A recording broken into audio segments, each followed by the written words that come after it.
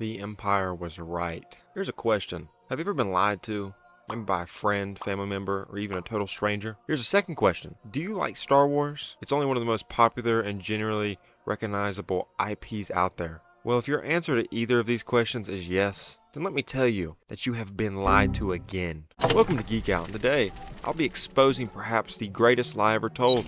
I'll be exposing the smear campaign and outright slander and dehumanization that was unfairly dealt to the Empire in Star Wars, and in doing so, I'll also expose the true villains, the Rebel Alliance.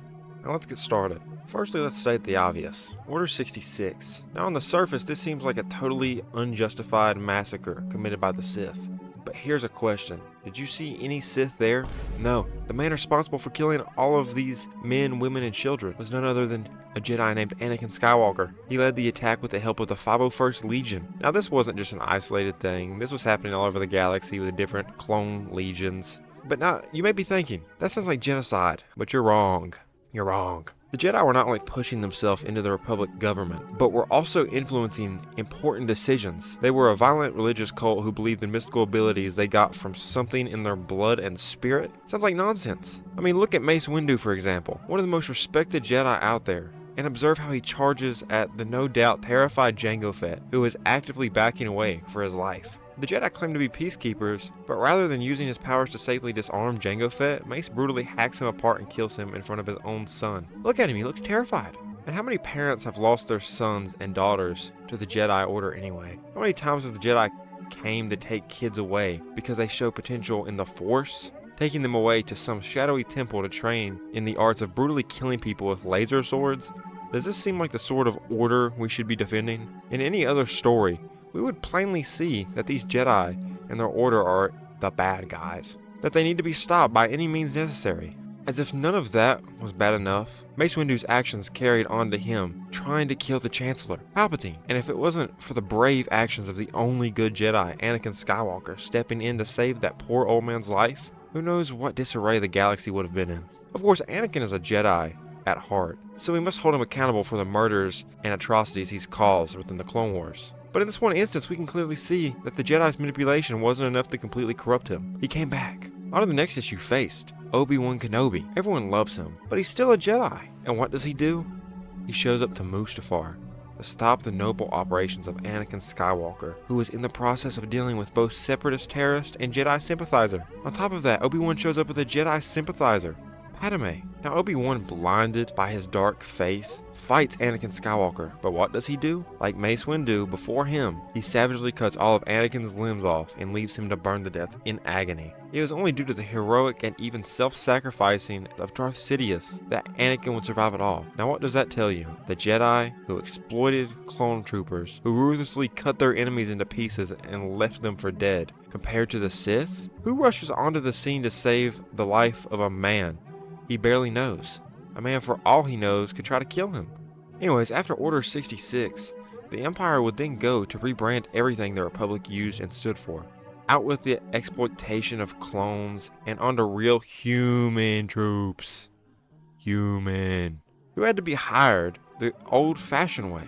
The good old-fashioned way. No more using the old and tainted armor, weapons, vehicles, and in with the new flags. Their policies, blah blah. Let's refinance everything and do everything the Palpatine way, the right way, the Imperial way. Now you may be thinking about the events after Order 66 and what the Empire did with the newfound finance materials. These events that some of you traders would consider to be systemic atrocities. Let's look at a couple. Well, all of these things that were done were necessary. See, the use of indentured servants, not slaves, were necessary to build the foundation of the Empire. Normal human troops could never build the architecture needed. It's a silly sentiment. They needed other races. This is a good thing, especially because this shows the Empire is very often open towards other alien species and is willing to give them lucrative job opportunities. And besides, a majority of these alien species came from harsher realities anyway. They were undoubtedly used to the labor. So this simply cannot be slavery or anything like that. or even racism. What about Death Star use? Well, the Death Star was used to righteous content. It destroyed rebel scum and anything and anyone who opposed the great empire. Alderaan was innocent, you say? To that I say, pfft. They were terrorists. The Death Star took out whatever unnecessary hassle wasn't needed from the rebel planets. Look at what I call our Patriotism Distribution Center, the PDC, aka the Death Star. Listen, at the end of the day, is the Hornet's Nest wrong for attacking the Disturber? Absolutely not. Shake the hive and receive its sting. What about Imperial torture? Now this one pisses me off. Torture. Do you consider this torture? What about this? Still, is this torture? Is this...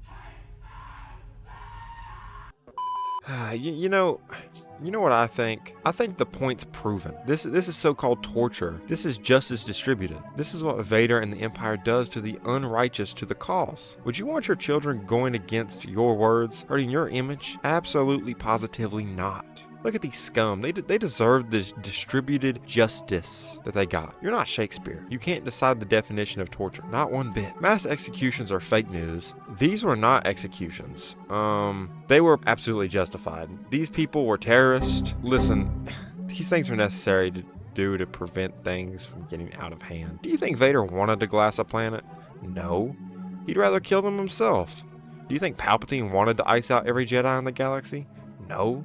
He'd rather someone else do his work. Do you see how things work? Do you see how these things happen? You don't understand the world. Not like the Empire does. Terrorism is a concrete thing. Same reason we blow them up. And what about ethnic genocide? What? You mean those fucking Genosians? It even hurts to call them an ends. They're bugs. Are we really going to debate the extermination of insects? Be so for real. We left 2 of them alive. But they're alive. They have life. We're not having this conversation right now, not about bugs. Blockades. You blocked resources. Yes, we did. We cannot allow illegal profiting without contribution to the Empire. And if we don't support you, we'll do it anyways. It is as simple as 1, 2, 3. People were starving. I don't care. They needed those supplies. I don't care. The Empire needed to feed our people. Why would we support these disgusting terrorists through their own endeavors? We wouldn't. Rule 37 is awful. Yeah, well, did you draw Jedi out by asking nicely? No. So civilians will do. They flock like sheep to civilian genocide. So why not use them as hostages to draw them out? And it's not like we ever really hurt them. Really? I don't think. Operation Cinder was a targeted attack. Yes, it was, dumbass. We had to finish off separatist worlds. Do you want our democracy in danger? Our empire has suffered enough. We had to finish the job of those separatist scum. If you find a snake nest, but you don't get rid of the eggs, are you effectively getting rid of your serpent problems? No. No, you're not. The Night of 1,000 Tears was one of the most gruesome acts in the galaxy. You're wrong. These are the same people who supported the Death Watch. You know, sound that name out. Death Watch. These Mandalorians needed to go. They were a constant discrepancy. And we're talking about the same people who also supported the Crimson Dawn. 2 different factions warring against each other. These Mandalorians, they needed to go. They were a constant discrepancy. We couldn't work with them, I mean. They had to go. Constant threats to our cause. So we decided to take the next step. Totalitarian rule over the galaxy. We are an empire, democracy, and if you can't see that, then you're too far gone. We're no totalitarian government, and don't say that again. Don't you ever make that accusation again. We did what was necessary for the time. The fall of our order. Vader, Palpatine, the death of our idols. These people served us as heroes and leaders to the very end. Thanks to the Empire, we prospered, and no thanks to Luke Skywalker for what he did. The dear Empire is on the fall, but not lost, far from lost. Remnants of the Empire, we survive anything. Whether it's our Lord Thrawn or Moff Gideon, we are victorious. We serve to bring the true and holy one back. We begin to clone. Palpatine, we miss you. To set the stage up for him, we must work hard, for without him democracy is nothing. It's not wrongful to do this. Life is traded for greater, and if you can't see that, you're the problem. Trade a clone life for a better life. What about Thrawn's side? His witchcraft, you mean? Shut the fuck up. He's regrouping our empire. He's outside of the galaxy, building a new stormtrooper army. With the use of the Night Sisters, it is not witchcraft. This is help, pure beauty, as it's used to revive the Holy Empire. That's all. Now that we're without Moff Gideon, Thrawn is bringing our order to the future of our remaining members. That is all. Does all of this prompt you to support the Empire? Well, good. I'm glad I could clear some things up for you. If you have any questions or ideas for videos that you want to see in the future, put them in the comments below. And I hope you join. I hope you start to support the Empire and understand the effect that it can have on the galaxy. For now, geek out.